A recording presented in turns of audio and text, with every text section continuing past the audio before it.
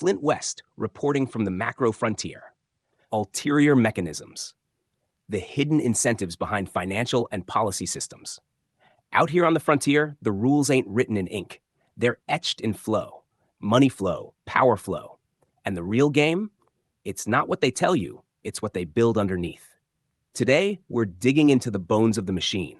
Let's talk ulterior mechanisms, where the stated purpose is just a sales pitch, and the real business hums in the shadows. Introduction. In the modern economy, policies and financial systems often wear clean labels. Stimulate innovation, fight climate change, protect consumers. But beneath that clean print lies another layer, quietly engineered to extract rent, maintain control, or redirect flows. These are ulterior mechanisms, embedded, profit-preserving structures that operate beneath public rationale. They're not accidents. They're premeditated code in the firmware of finance. Core sections. 1. What is an ulterior mechanism? An ulterior mechanism is a structural feature designed to preserve ongoing revenue, lock in dependency, create synthetic demand or friction. It masquerades as infrastructure, but functions as a toll booth. The stated purpose, e.g. sustainability, inclusion, fairness, is the paint job. The real design is about persistence and positioning.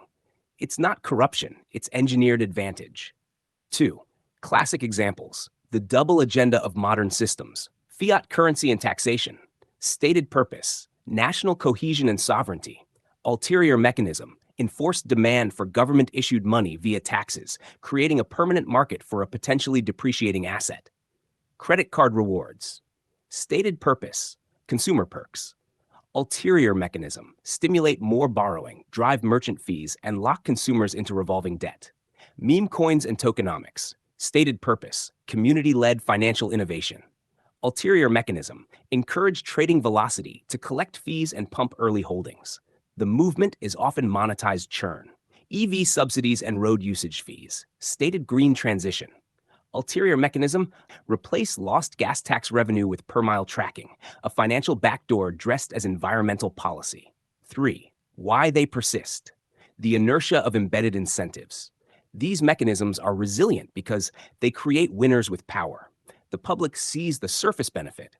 They're rarely questioned because they masquerade as neutral infrastructure.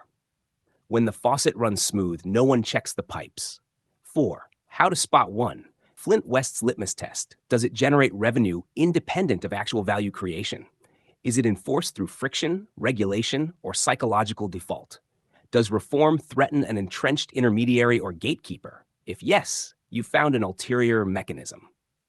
Deep tech insight. Ulterior mechanisms in code. In DeFi, similar patterns emerge. Liquidity pool fees, token vesting cliffs, and inflation schedules, all designed to look fair while rewarding insiders.